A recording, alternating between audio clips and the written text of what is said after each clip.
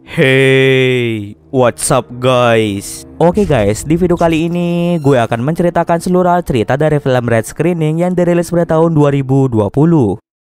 Film ini diawali dengan memperlihatkan suasana dari sebuah bioskop di sebuah kota pada tahun 1993. Setiap harinya bioskop itu selalu ramai akan pengunjung. Bahkan di tengah badai sekalipun, masih banyak orang yang datang untuk menonton film di bioskop tersebut. Kemudian datanglah seorang gadis bernama Ena yang merupakan anak dari pemilik bioskop. Dia datang ke bioskop itu untuk menengok ayahnya yang sedang bekerja.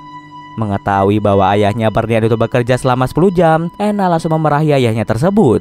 Saat ini kondisi ayah Ena sedang dalam keadaan yang tidak sehat. Ena merasa khawatir jika ayahnya terus memaksakan diri untuk bekerja, maka kesehatan ayah Ena akan menurun lagi.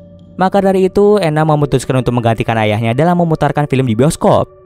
Lagi pula, ini adalah jadwal pemutaran film yang terakhir untuk hari ini, dan jumlah penontonnya tidak sebanyak jam-jam sebelumnya.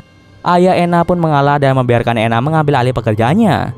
Sebelum pulang, ayah Ena berpesan pada penjaga bioskop yang bernama Rico untuk menjaga Ena.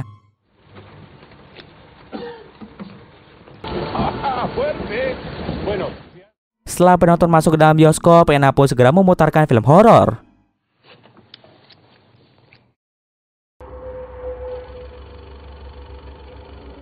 Penonton pada film kali ini hanya berjumlah sedikit, yang terdiri dari sepasang kekasih bernama Gabriel dan Jerry, 3 orang sahabat bernama Angela, Esteban, dan Goni, seorang anak kecil bernama Thomas, seorang gadis cantik bernama Brooke, dan seorang kakek tua. Sambil menjaga proyektor film, Ena menyempatkan diri untuk belajar.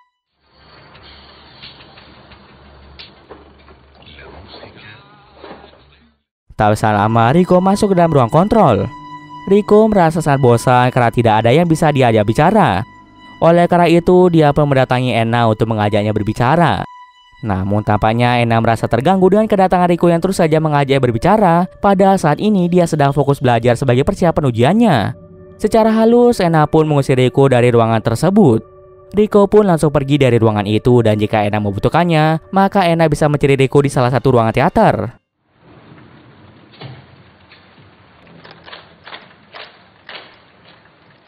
Di teater, terlihat semua penonton sedang fokus menikmati film tersebut.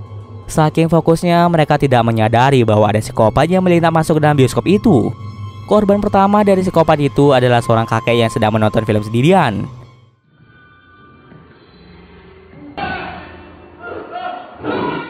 Kemudian psikopat itu keluar dari teater dan melihat Rico yang sedang berdiam diri di depan pintu keluar bioskop. Tanpa Rico sadari, psikopat itu langsung membunuhnya dengan sangat sadis. Setelah membunuh Rico, psikopat itu langsung menutup pintu keluar agar pengunjung yang masih ada di dalam bioskop tidak bisa pergi dari sana. Setelah itu, kita akan diperlihatkan Angela, Esteban, dan Goni yang sedang fokus menonton film. Akan tetapi, Goni mulai merasa tidak fokus menonton karena ada seorang gadis cantik bernama Brooke yang sedang menonton sendirian. Tanpa pikir panjang, Goni pun berniat untuk mendekati Brooke. Beruntungnya, Brooke mau diajak berkenalan dengan Goni, dan mereka pun asik berbincang sambil menonton film bersama.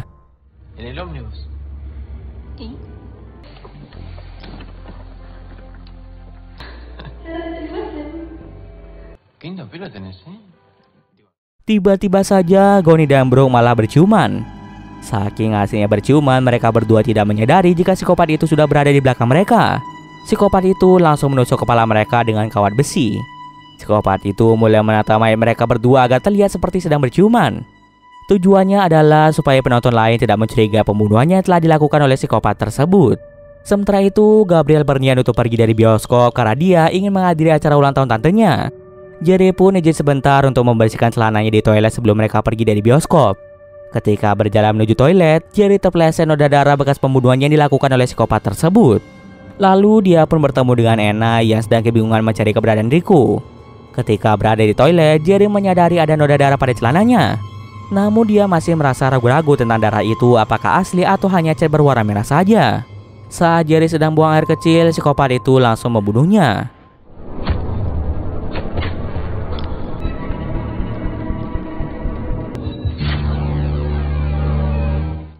Kembali lagi ke teater.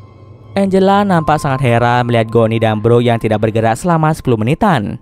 Angela pun berinisiatif untuk mengecek keadaan dari Goni dan Brooke.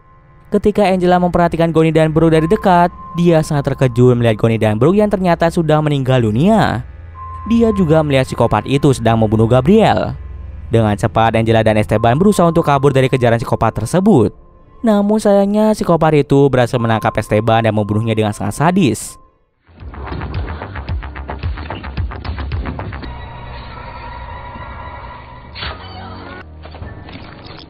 Setelah membunuh Esteban, psikopat itu mulai mengejar Angela. Angela pun saat kebingungan harus kabur kemana karena pintu keluar bioskop telah ditutup oleh psikopat tersebut. Dengan terpaksa, Angela harus melawan psikopat tersebut. Dengan keberanian yang dia miliki, Angela berhasil meloloskan diri dari kejaran psikopat itu.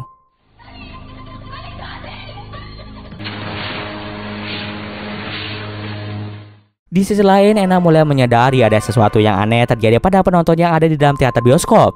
Dan benar saja, ketika Anna masuk ke dalam teater, dia sangat terkejut melihat hampir semua pengunjung bioskop sudah dibunuh dengan sadis. Ketika diperhatikan lebih dekat, mata dari para korban psikopat itu telah dicongkel oleh psikopat tersebut. Tak berselang lama, Anna bertemu dengan Angela di dalam teater. Anna berusaha untuk menenangkan Angela yang terlihat sangat panik dan ketakutan akibat dikejar oleh psikopat tersebut. Kemudian psikopat itu datang ke sana dan berniat untuk membunuh mereka berdua. Anna dan Angela pun bekerja sama untuk membuat psikopat itu menjadi tidak berdaya. Setelah rencananya berhasil, mereka menutup pintu teater agar psikopat itu tidak bisa keluar dari sana.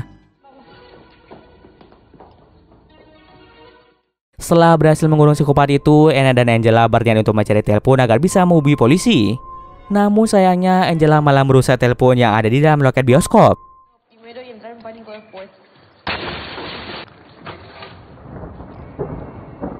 Kemudian Anna pun mengajak Angela untuk pergi ke ruang kontrol karena di sana terdapat sebuah telepon lagi. Saat melewati pintu teater, Anna menyadari bahwa di dalam teater itu masih terdapat anak kecil yaitu Thomas. Anna pun segera menyelamatkan Thomas dari kejaran psikopat tersebut.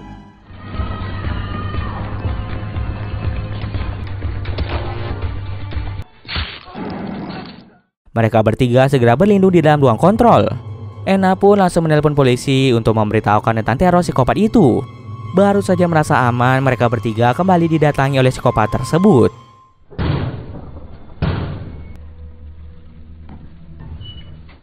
Psikopat itu terlihat sedang membawa sebuah toples yang penuh dengan mata manusia. Ternyata psikopat tersebut adalah seorang kanibal yang suka memakan mata manusia.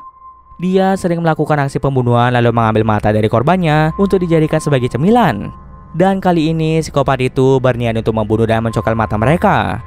Lalu terjadilah aksi kejar-kejaran di antara mereka.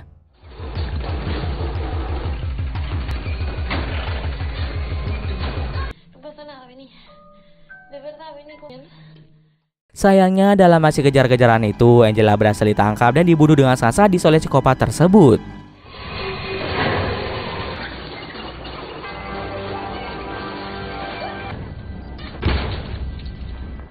Kini hanya Anna dan Thomas saja yang masih tersisa. Sebagai perlindungan diri, Anna kembali masuk ke dalam teater untuk menarik besi kawat yang menancap di kepala Bro dan Goni. Dengan besi itu, Anna berencana untuk membunuh psikopat tersebut. Saat mereka sedang mencari psikopat itu, tiba-tiba saja dari belakang, psikopat itu langsung menyerang Anna. Melihat Anna terjatuh, psikopat itu berusaha untuk membunuh Thomas. Kesempatan itu digunakan Anna untuk kembali bangkit dan langsung menusuk psikopat itu dengan besi yang dia bawa. Pada akhirnya, psikopat itu pun meninggal di tempat.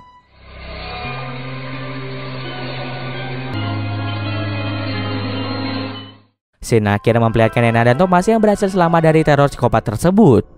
Tak lama kemudian, polisi pun datang untuk menyelamatkan mereka. Dan cerita pun selesai. Oke, mungkin sekian dulu video kali ini. Jika ada kesalahan gue maaf. Oke, see you next video guys.